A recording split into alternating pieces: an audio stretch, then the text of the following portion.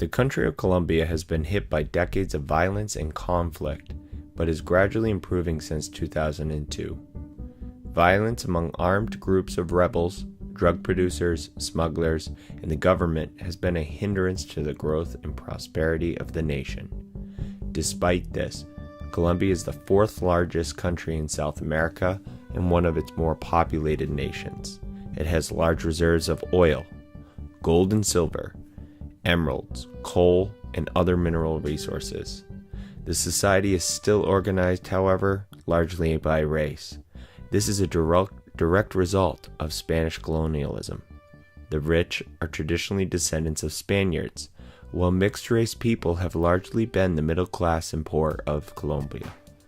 The vast majority of left-wing political insurgents, those hoping for a different distribution of wealth and social services, are from the poorer, mixed racial descent of the population.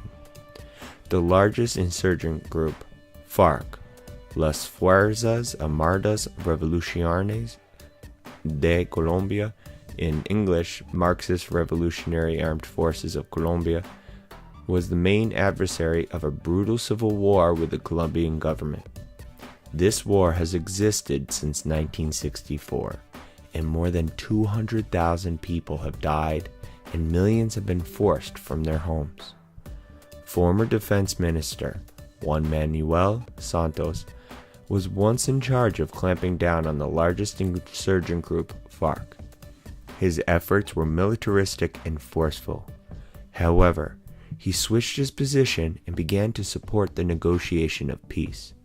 FARC agreed to terms in 2012, and by 2015 those terms to a ceasefire were beginning to be created and crafted. It was signed in 2016. In 2017, the nation held a referendum, or vote, where the ceasefire was agreed to by the population of Colombia and its peace was put into effect. The ending of the civil war will include amnesty and recognition of former FARC members as political opponents and participants. Amnesty means that FARC members will not be charged with crimes or punished for their past actions. Though many civilians may want justice, as do those on the side of FARC, for past atrocities and conflict, amnesty may be unpopular.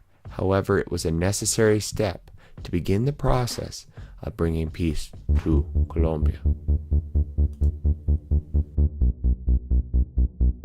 Before Spanish colonization, Ecuador was home to a variety of different native civilizations, most famously the Inca. The area won its independence with the help of leaders like Bolivar and local heroes José Joaquín de Olmedo Antonio, José de Sucre, and Melchor Amaerich. After an unsuccessful membership in the late country of Gran Colombia, Ecuador as we know it came into existence. The country traditionally relied on small farming economies, keeping it relatively poor as a nation until the 1960s. In the year 1960, the country was changed forever with the discovery of oil. The influx of wealth allowed for the investment in health, education, and housing. The economy has been steadily modernizing since. The main challenge of Ecuador has been the differences in its physical geography. The nation is segmented by the Andean peaks, rainforests, and volcanic islands which make up the nation. Much of the population actually lives in the higher altitudes, as the colder climate benefits the health of the people.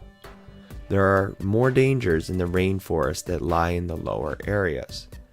However, the travel throughout the country is far more difficult because of this geography, and as a result, the nation's development has not been evenly distributed to all areas. The current president, ironically named Lenin, was elected in 2017 and will continue the left-wing leadership that has been supported from the wealth of oil. His government has focused on subsidies for the poor and the building of homes.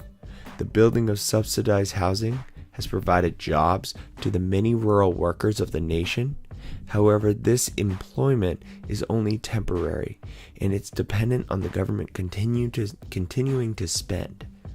A nice note is that President Moreno is one of the few wheelchair users to become a world leader. He has been in a wheelchair since he was attacked in 1998 and has been a champion for disabled people throughout Ecuador. In 2012, he was nominated for a Nobel Peace Prize for his work on helping to bring rights to disabled people in his nation.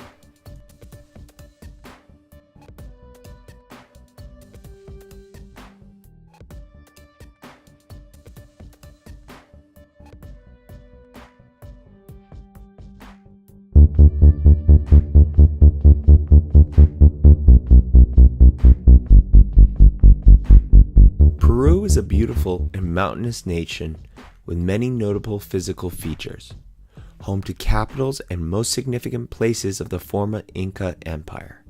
The country has an improvement in its economy, though not without its controversy.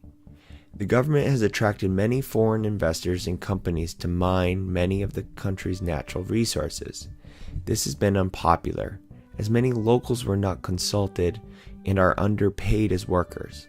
Sometimes they outright have been removed from their property. More concerning is the country's 2 decades of conflict between left-wing insurgents known as Tupac Amaru Revolutionary Movement and the group called the Shining Path. Both of these groups still have followers, but outright conflict was at its height between 1980 and 2000. This, however, was not the end of political struggle. Their leadership continues to be jailed, and pressure continues to be put on those who believe in the message of those groups. Distracted by political corruption, abusive government, and rebel groups, the country has continued to have its controversies. The most clear example of this is in 2000, when President Alberto Fujimori was removed from power after he was found guilty of abusing his office.